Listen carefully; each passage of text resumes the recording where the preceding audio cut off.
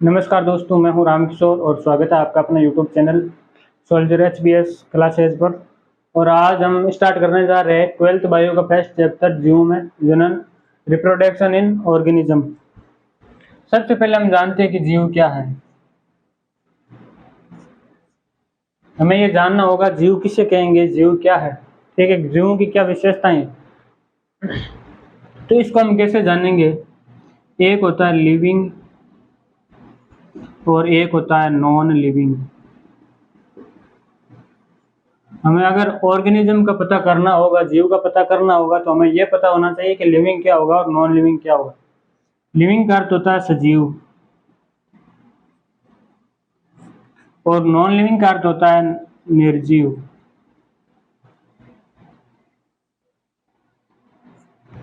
अब सजीव क्या होगा। जो सजीव होगा वही जीव होगा, निर्जीव कभी जीव नहीं होता। ठीक है, जो लिविंग होगा वही क्या होगा, ऑर्गेनिज्म होगा। सजीव होगा वही जीव होगा। अब इसका कैसे पता चलेगा कि इनके लक्षण क्या है, किन लक्षणों के आधार पर हम पता कर सकते हैं कि ये जीव है। तो इनका आप ऐसे समझ लो कि जीव क्या करते हैं, श्वसन करते हैं। ठीक है, जीव जनन करते हैं और इनके अंदर होती है संवेदनशीलता।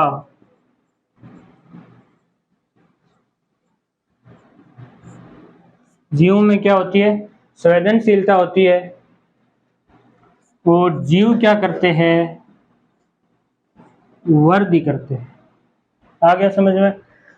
श्वसन करते हैं, जनन करते हैं। इनके अंदर, जीवों के अंदर क्या होती है, संवेदनशीलता होती है। जीव वृद्धि करते हैं और जीवों में कौन सी क्रिया होती है, उपापचयी क्रियाएं। यानी जिनमें उपापचयी क्रियाएं होती है, संवेदनशीलता होती है, श्वसन करते हैं, जनन करते हैं, वृद्धि करते हैं, इत्यादि क्या है, जीवों के लक्षण। वृद्धि को हम इसका विशिष्ट लक्षण नहीं मान सकते, क्योंकि वृद्धि तो निर्जीव भी करता है।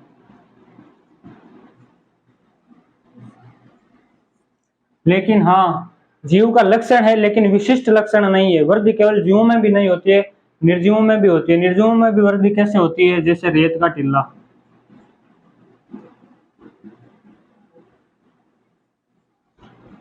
जो रेत का टीला होता है उस पर क्या होता है कि हवा के माध्यम से रेत के कण एकत्रित होकर वो क्या करता है, वृद्धि करता है। तो उसमें भी क्या होती है, वृद्धि होती है। लेकिन वो वृद्धि क्या होती है, बाह्य वृद्धि होती है। जबकि जीवों में होने वाली वृद्धि क्या होती है, आंतरिक वृद्धि होती है। दूसरी बात, जनन।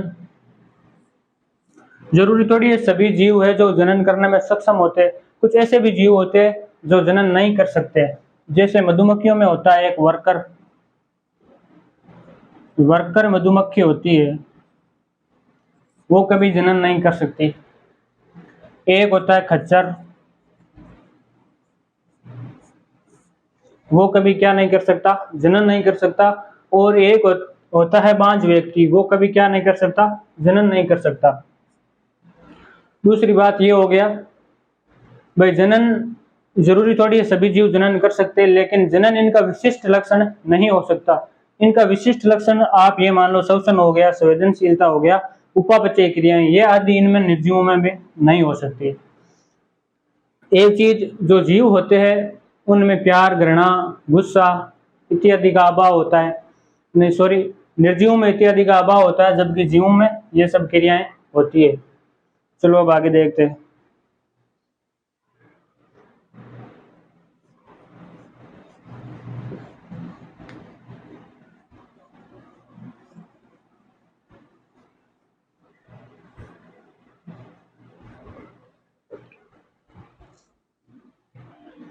जीव हो गया, हमारे समझ में आ गया कि जीव क्या है। ठीक है, जो लिविंग होगा, जो सजीव होगा, वही क्या होगा, जीव होगा। अब हम बात करते हैं जनन की। जनन किसे कहेंगे हम,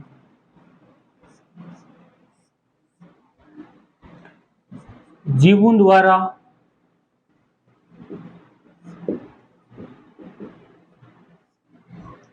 अपने जैसा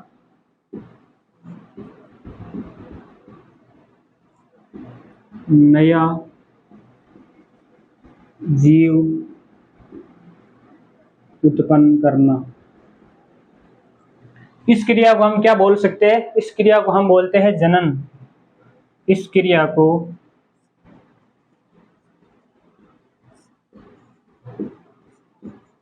जनन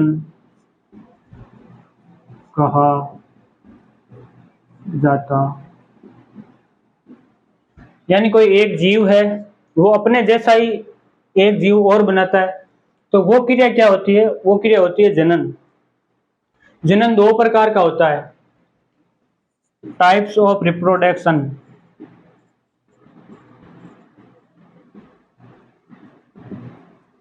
जनन कितने प्रकार का होता है? दो प्रकार का होता है। एक होता है सेक्सुअल रिप्रोडक्शन और एक होता है एसेक्सुअल रिप्रोडक्शन। जनन के कितने प्रकार होते हैं? दो प्रकार होते हैं। सेक्सुअल रिप्रोडक्शन को हम बोलेंगे लैंगिक जनन और एसेक्सुअल रिप्रोडक्शन को हम बोलेंगे अलैंगिक जनन।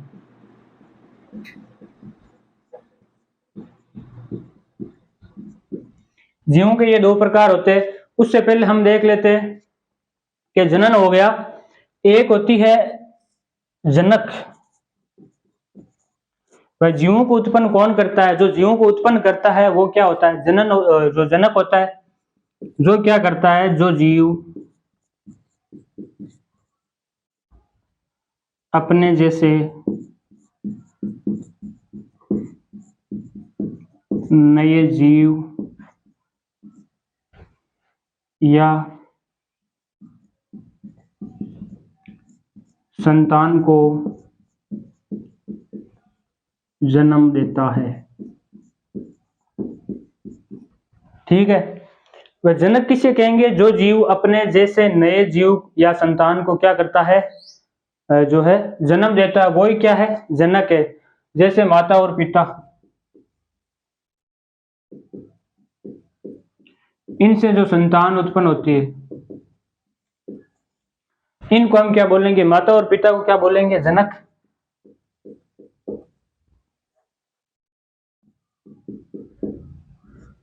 और जो इनसे संतान उत्पन्न होती है उसको हम बोलते हैं संतति। ठीक है, जनक समझ में आ गया। जो जीव अपने जैसे नए जीव या संतान को क्या करते हैं? जन्म देते हैं, वो क्या कहलाते हैं? जनक। दूसरी बात संतति की,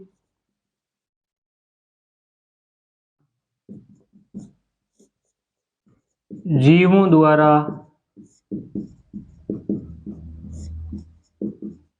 उत्पन्न नई संतान या जनक द्वारा, यहां पर करो जनक। जो जनक है इसके द्वारा जो नई संतान उत्पन्न होगी उसको क्या बोलते हैं? हम संतति बोलते हैं। यहां तक कोई दिक्कत? अब आगे हम एक दो पॉइंट और पढ़ते हैं, उसके बाद हम सेक्सुअल रिप्रोडक्शन और एसेक्सुअल रिप्रोडक्शन पढ़ेंगे।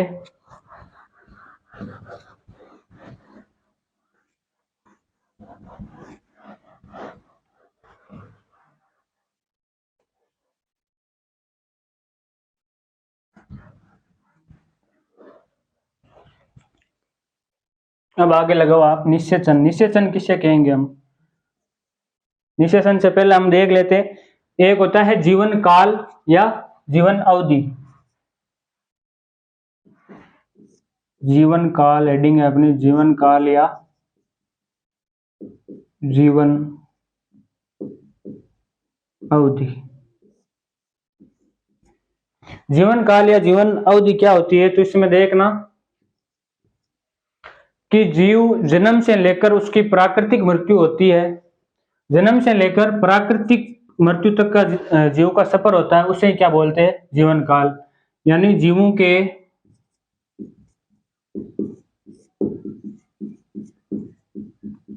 जन्म से लेकर प्राकृतिक मृत्यु तक का टाइम बोल सकते हो यहां पर। यानी जीवों के जन्म से लेकर प्राकृतिक मृत्यु तक का टाइम ही क्या है? जीवन अवधि या जीवन काल है। प्राकृतिक मृत्यु का मतलब ये है कि जिस जीव की जितनी एज है, जितनी अवधि होती है, जितने साल जीता है, वो एज पूरी पाकर अगर वो खत्म होता है तो उसे क्या कहते हैं? प्राकृतिक मृत्यु। जैसे जीव, मान लो ये हो गया जन्म, और ये हो गई प्राकृतिक मृत्यु। अब ये जो डिस्टेंस है यहाँ से यहाँ तक का जो टाइम पीरियड है, उसे हम क्या बोलेंगे? जीवन काल।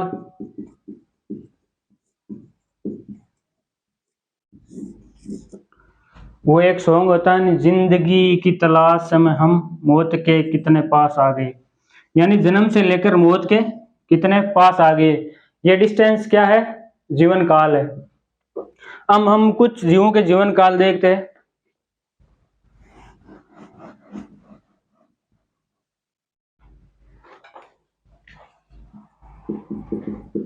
टाइम बोल सकते हो या अवधि।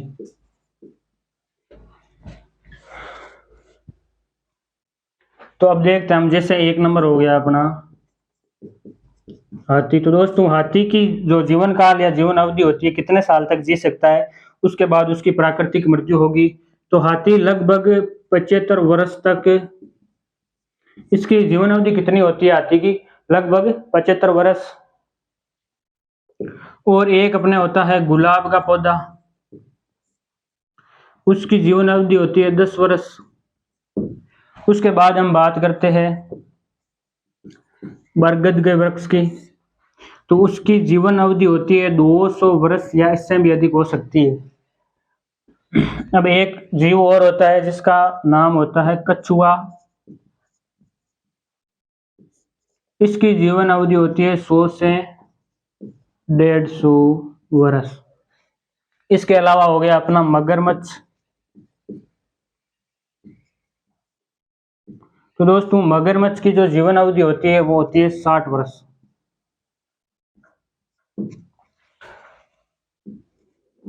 छह नंबर हम देखते हैं, जैसे अपना धान हो गया। धान की जीवन अवधि होती है वो 3 से 4 माह है। एक फसल में इतना टाइम लग जाता है, 3 से 4 माह। ये हो गई धान की जीवन अवधि। उसके बाद हम बात करते हैं फल मक्खी की। इसकी जीवन अवधि होती है 30 डेज, ठीक है। उसके बाद एक होता है अपना कोआ, उसकी जीवन अवधि होती है लगभग 15 वर्ष।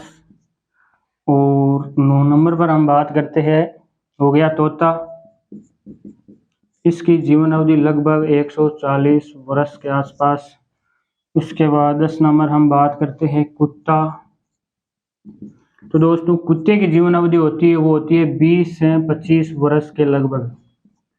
और अपनी गाय होती है, उसकी जीवन अवधि होती है वो लगभग 25 वर्ष होती है। और इसके अलावा आप एक दो और देख लो, जैसे हो गई तितली, इसकी जीवन अवधि मात्र 1 या 2 सप्ताह की होती है। ठीक है दोस्तों, यानी हाथी की जीवन अवधि होती है 75 वर्ष, और गुलाब की जीवन अवधि होती है 10 वर्ष, बरगद की जीवन अवधि होती है 200 वर्ष, कछुआ की जीवन अवधि होती है 100 से 150 वर्ष, मगरमच्छ की जीवन अवधि होती है 60 वर्ष, धान की 3 से 4 माह तक, फलमक्खी की लगभग 30 दिन, और कौवा 15 वर्ष तक। और उसके बाद आ गया अपना तोता 140 वर्ष तक, कुत्ता 20 से 25 वर्ष तक, गाय 25 वर्ष, और तितली 1 से 2 सप्ताह। चलो अब आगे देखते हैं हम, जीवन अवधि हो गई हमारी।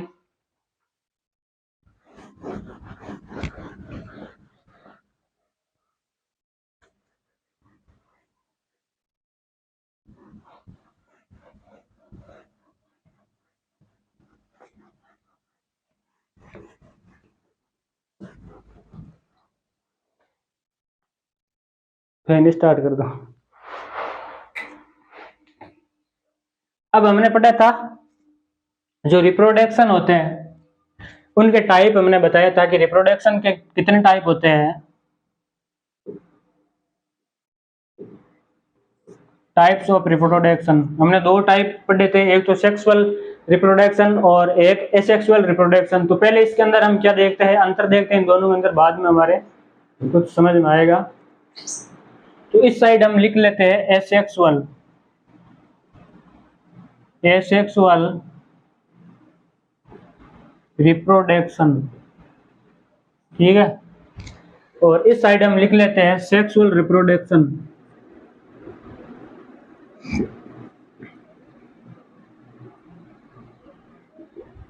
ठीक दोस्तों, सेक्सुअल रिप्रोडक्शन लैंगिक और एसेक्सुअल अलैंगिक।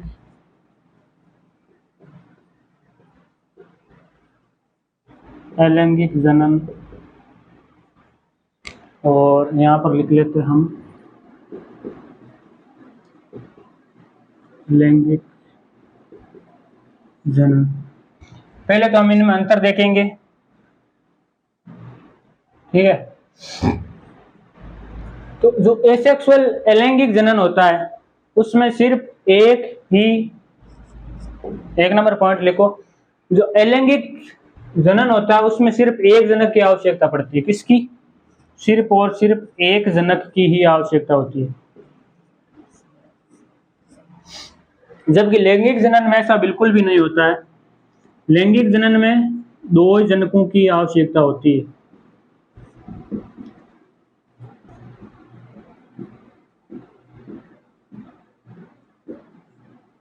जैसे मनुष्य में मान लो नर व मादा होते हैं, वैसे नर और मादा, लेकिन इनमें एक ही जनक की आवश्यकता होती है, दो जनकों की आवश्यकता नहीं होती है। अगला पॉइंट हम देखते हैं, इनमें जो निषेचन होता है, अभी बताऊंगा निषेचन क्या होता है, निषेचन नहीं होता है। जबकि लैंगिक जनन में क्या होता है, निषेचन होता है।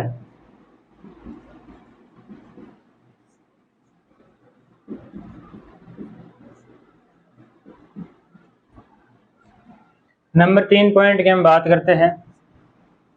जो अलैंगिक जनन होता है उसमें युग्मकों का निर्माण नहीं होता है, युग्मक भी अभी बता दूंगा। इसमें क्या होता है, युग्मकों का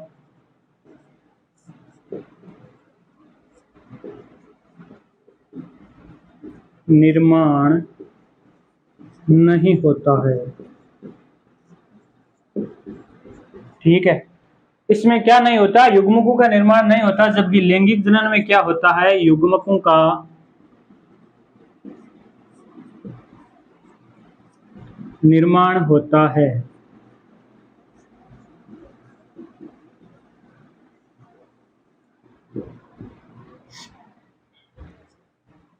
चार नंबर पॉइंट। अब अलैंगिक जनन में क्या होता है कि जो जीव अपनी संतान उत्पन्न करते हैं वो एज इट इज उनके जैसी होती है, यानी जो संतान है उसमें क्या नहीं आते, नए लक्षण।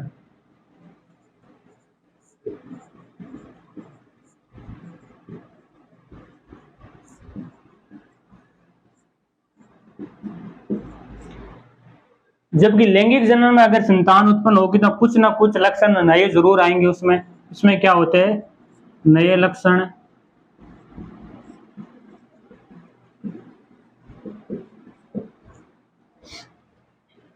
आप उदाहरण लेकर देख लो, अगर कोई पिता है तो उसका बेटा उसके समान थोड़ी ना होगा, कुछ ना कुछ उसके अंदर असमानताएं जरूर आएगी, कुछ लक्षण उसके चेंज होंगे।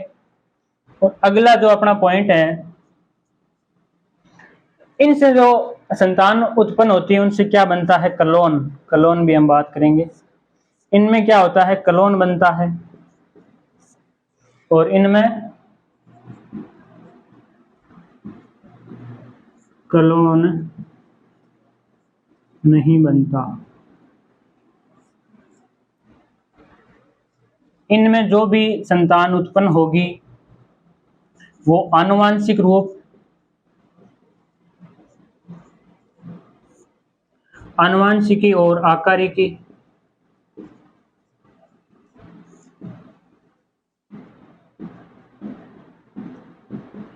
जो संतान उत्पन्न होगी वो आनुवांशिक और आकार के रूप से बिल्कुल जो इनका जनक होगा उसके समान होगी, जबकि लैंगिक जनन में ऐसा नहीं लैंगिक जनन में ऐसा नहीं होता है। इनमें आनुवंशिकी और आकारिक रूप से जो संतान उत्पन्न होती है वो आनुवंशिक और आकारिक रूप से समान नहीं होती है। इसमें क्या होती है, आनुवंशिक और आकारिक रूप से समान नहीं होती है। यहाँ तक हो गया अपना कि एक तो अलैंगिक जनन, इसमें एक ही जनक भाग लेता है, जबकि लैंगिक जनन में कितने जनक भाग लेंगे, 2। अलैंगिक जनन इसमें निषेचन नहीं होता, जबकि लैंगिक जनन में क्या होता है, निषेचन होता है। युग्मकों का निर्माण नहीं होता, इसमें युग्मकों का निर्माण होता है। संतान जो प्राप्त होगी उसमें नए लक्षण नहीं आते, लेकिन इसके अंदर क्या आएंगे, नए लक्षण भी आएंगे। इनसे क्लोन प्राप्त होता है, लेकिन इनसे क्लोन प्राप्त नहीं होता है। ये आनुवंशिकी और आकारिक रूप से अपने जनक के समान होंगे, लेकिन ये नहीं होंगे।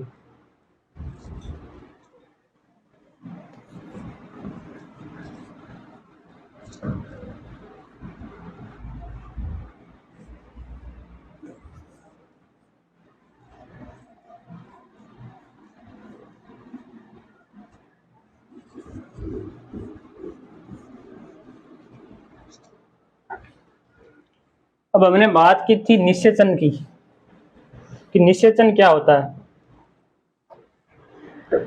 क्या पढ़ेंगे कि निषेचन होता है, वो क्या होता है।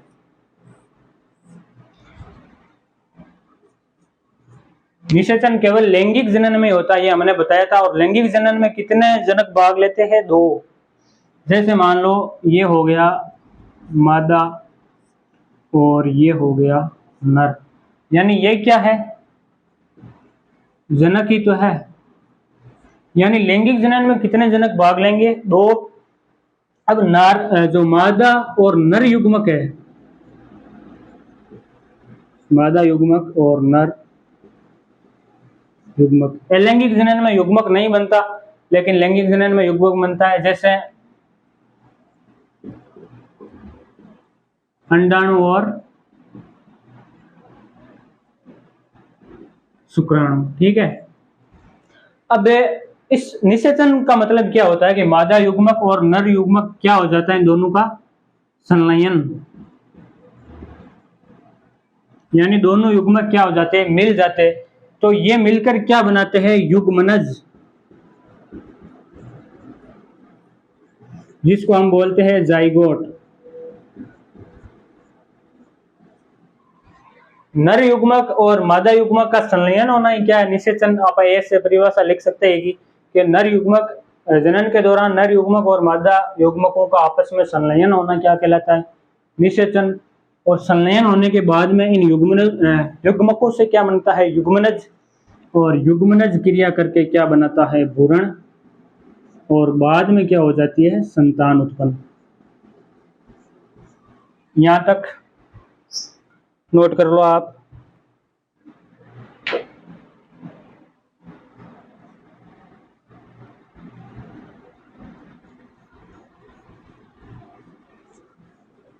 अब एक बताया था मैंने क्लोन, युग्मक और निषेचन क्लियर। उसके बाद मैंने बताया था कि भाई क्लोन क्या होता है,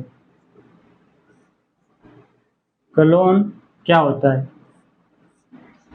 तो अलैंगिक जनन में मैंने बताया था कि जो जनक से संतान उत्पन्न होती है वो आकारिकी और आनुवंशिक रूप से बिल्कुल जो जनक के समान होती है, ठीक है।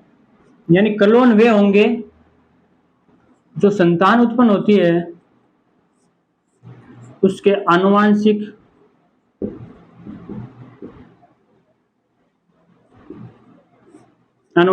और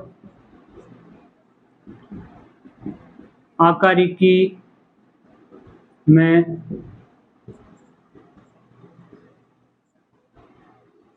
बिल्कुल जनक के समान होती है। यानी क्लोन वे है, जनक के द्वारा जो संतान उत्पन्न होती है वो आनुवंशिक और आकारिकी रूप से बिल्कुल जो जनक होता है उसके समान होती है संतान, यानी बिल्कुल भी फर्क नहीं होता है। क्लोन आप ऐसे मान लेते अमीबा में मान सकते हैं, क्योंकि इसका विखंडन होता है, विखंडन के द्वारा संतान उत्पन्न होती है। अगर उसके अंदर आनुवंशिक और आकारिक लक्षण बिल्कुल नहीं होंगे, जो उसके समान होंगे अपने जनन के, वो हो गए क्लोन। जबकि लैंगिक जनन में बिल्कुल भी समान नहीं होते। मैंने लिखाया था कि लक्षण कुछ चेंज होते हैं। मैंने जीवन अवधि बताई थी कि उसके बाद प्राकृतिक मृत्यु हो जाती है। तो हम बोलते हैं ना कि अमर कोई नहीं रहता, लेकिन अमीबा आप मान लो अमर है। इनको क्या कहा जाता है? अमर जीव कहा जाता है। क्यों होता है? इनमें अलैंगिक जनन है, लेकिन ये क्या है? एक कोशिकीय जीव है। क्या है? एक कोशिकीय जीव है। इनमें लैंगिक जनन नहीं होता है। ये अपने शरीर को खंडों में विभक्त करके ही नई संतति प्राप्त कर लेते हैं, यानी विखंडन के द्वारा। तो विखंडन से नई संतति प्राप्त कर लेंगे तो उसके शरीर के पार्ट से ही नया जीव बन जाएगा। जनन की आवश्यकता ही नहीं है, इसलिए इन्हें क्या कहा जाता है? अमर जीव। याद रखना, अमर जीव है अमीबा, यूग्लिना, ये वगैरह एक कोशिकीय जो जीव होते हैं वो क्या होते हैं? अमर होते हैं।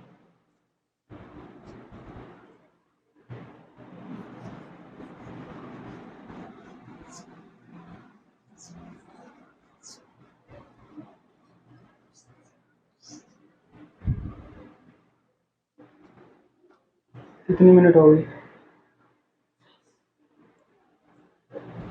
अब हम पढ़ेंगे टाइप्स ऑफ एसेक्सुअल रिप्रोडक्शन। अब हम क्या पढ़ेंगे? जो अलैंगिक जनन है वो कितनी प्रकार का होते हैं, उनके सारे प्रकारों के बारे में पढ़ेंगे। अभी तो वीडियो ज़्यादा लंबा हो रहा है, ज़्यादा लंबा फिर अपलोड करने में दिक्कत आएगी। तो आज हम प्रकार नोट कर लेते हैं और कल से उन प्रकारों के बारे में हम विस्तार से जानेंगे। तो अलैंगिक जनन होता है वो निम्न प्रकार का होता है, आप देखना। एक होता है विखंडन, दो होता है मुकुलन, तीन नंबर अपना होता है खंडन, चार होता है पुनरुद्भवन और पांच नंबर होता है बीजाणु जनन या बीजाणु निर्माण। बीजाणु जनन या बीजाणु निर्माण। और लास्ट अपना जो 6 नंबर है उसको हम बोल सकते हैं, जो पेड़ पौधों में होता है, कायिक या वर्दी जनन। थोड़ा थोड़ा इसके बारे में जान लेते हैं। विखंडन मैंने बताया था, विखंडन दो प्रकार का होता है, एक द्विविखंडन और एक बहुविखंडन। वो हम कल विस्तार से पढ़ लेंगे। एक बार थोड़ा थोड़ा बता देता हूँ, वीडियो ज्यादा लंबा हो रहा है। मुकुलन में क्या होता है? कोई जीव होता है, उसके शरीर से छोटा सा मुकुल निकलता है और वो अलग होकर नया जीव बना लेता है। और खंडन अभी मैंने बताया था अमीबा में होता है, एक कोशिका से दो पुत्री कोशिकाओं का निर्माण हो जाता है। खंडन में भी ऐसा ही होता है, जीव के शरीर के टुकड़े अलग होकर नया जीव बन जाता है। पुनरुद्भवन में जैसे छिपकली हो गई, कोई पार्ट कटा तो वो वापस आ जाता है। बाद में बीजाणु जनन या बीजाणु निर्माण की प्रक्रिया, बीजाणु कैसे बनते हैं, बीजाणु जनन कैसे क्या होता है। बाद में होता है कायिक जनन, कायिक भाग से, पौधे के कायिक भाग से नए पौधे का निर्माण हो जाता है ना, वो क्या कहलाता है? कायिक जनन। धन्यवाद दोस्तों, और बने रहिए हमारे साथ। अगर क्लास अच्छी लगे तो और ज़्यादा अभी मेहनत करना बाकी है, और कंटिन्यू अब 12th की और 11th की भी अब स्टार्ट करने चाह रहे हैं। कंटिन्यू अब वीडियो आती रहेगी और पूरा सिलेबस यहाँ पर मिल जाएगा। धन्यवाद।